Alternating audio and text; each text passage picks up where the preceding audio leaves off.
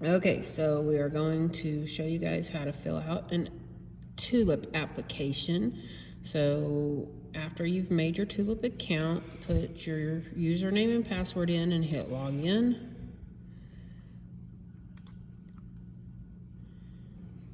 Okay, and then you're gonna go up to this bar up here, put NA, MA, NFA, click that.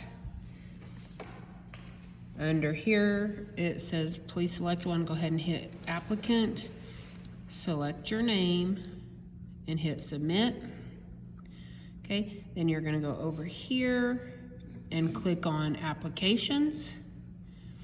And you're going to create a new application, so new credentialing application.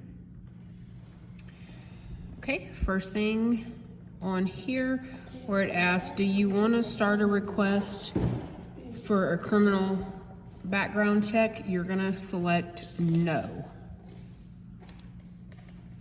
All right, if nothing comes up there, hit yes and then go back and select no, and it'll pull everything up. So next it says, do you want to start a name change application? You're gonna put no.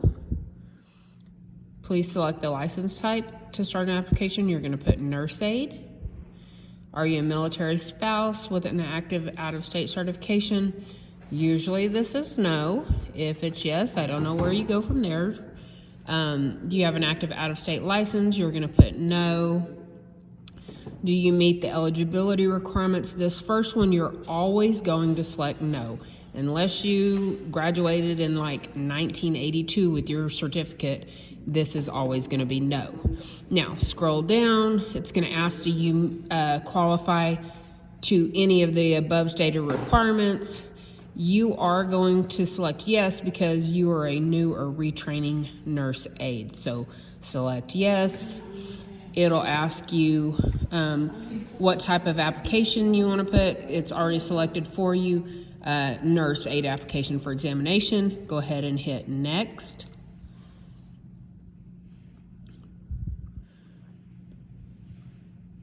All right, now this is where it's going to have all of your information. So at this point, you do want to click here because your address is usually not already in here. So let me scroll over because I don't want everybody to see your social. So you'll have your first name on this first line, your last name, or I'm sorry, your middle name, your last name, your social here, your phone number here. Make sure all of that's correct, and then you'll go ahead and put in your address here. And I'm gonna let her type in her address. Don't want everybody to know it, so we're gonna scroll over here.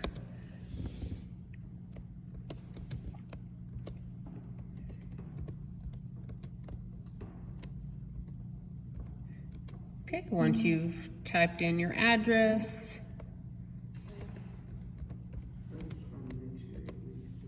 or actually that's gonna go on the second line. If you've got an apartment or anything, it's gonna go on the address line number 2. And then you'll put your city here. Lubbock. Mm-hmm.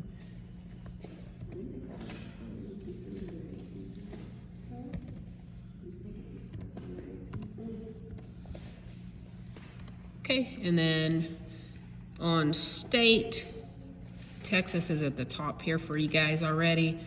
Put your zip code. 03. Okay, and then how would you like them to communicate with you? For fingerprinting, I usually go ahead and just put email because people keep emails longer than they keep their phone numbers usually. Okay, so save profile.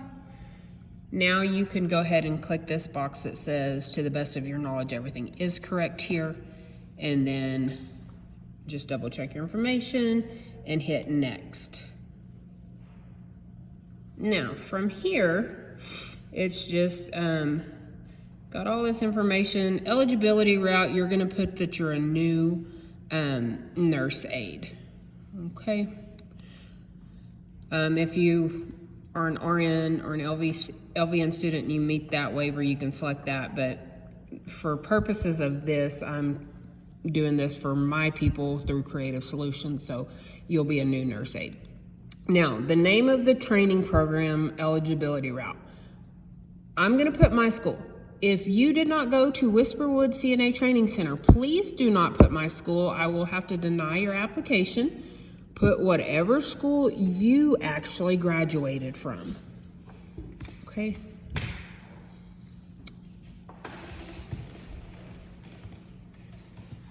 So my students are going to put Whisperwood CNA Training Center. Again, if you did not go to my school, please do not put my school. All right, now your training date, date of training program from what to what. So your first date on here is going to be the day you started classes. What day did y'all start class? The 11th of December?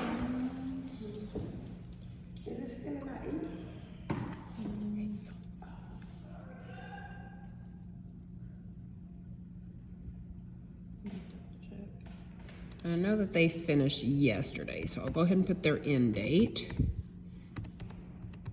Whoops, 2024. See, so this semester is December 15th, which was Friday. No, y'all didn't start the 15th. Y'all started on a Monday. Did y'all start the 18th? Okay, they started the 18th, ended of December, ended January 8th. So make sure you've got your training dates correct. Now you're gonna hit next.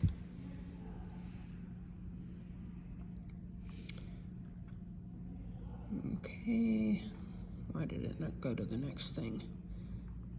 Let's see. Whisperwood, got our dates. Next. Okay, now it'll ask you about your criminal history acknowledgement. Basically, you're agreeing that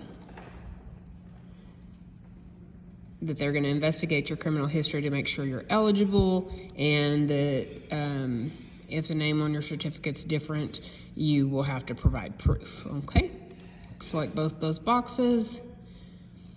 Now, initial training, testing and accommodations. If you need the test read to you, that's in a different area through SMT. Now, if you were in had some kind of special accommodations in high school and you have paperwork that can prove that, you can put yes on your testing accommodations, but overall, for the most part, most people are going to put no. Again, if you do have paperwork proving that you get extra time on tests or some other type of accommodation, you can put yes, but you will have to upload the paperwork, and it's going to take an extra, up to an extra 6 weeks in order to get approved for testing that way. All right, once you do that, hit I acknowledge, hit next.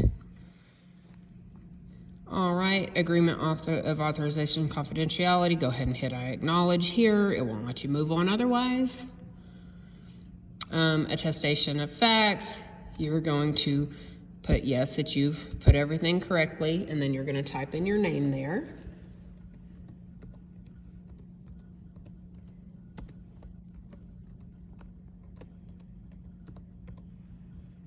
Okay, and then today's date, 1/9/2024, and hit next.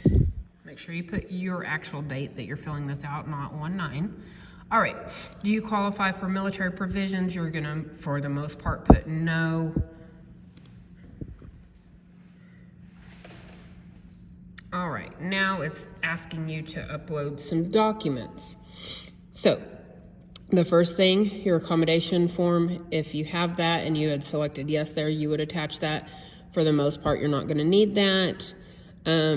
Anybody who has graduated from a NATSEP, a CNA training program, you're gonna need your notarized copy of your training certificate. What this is your diploma, and it has to be notarized by a notary of Texas. All right, so you're gonna upload that file. I've got hers saved on my computer already. Let's see, under Whisperwood and Victoria's Tulip diploma. Okay, now at the very first of this application, it also told you that you're going to need a copy of your Social Security card uploaded. So we will go ahead and have to hit add additional attachment here. You're gonna label this Social Security card.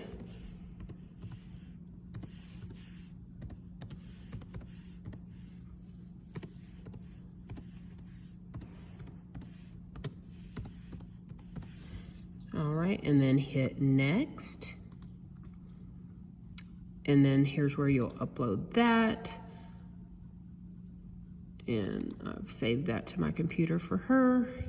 Once you've uploaded and that blue box goes blue, put done. All right, now you've got everything uploaded that you need, and you're gonna hit next.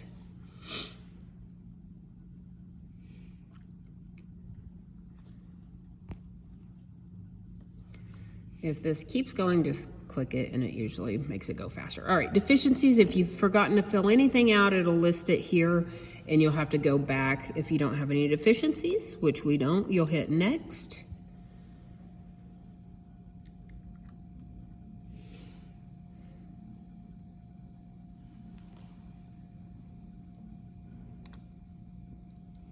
All right, summary, this just has you review all of your information to make sure everything's correct. You're gonna hit next here.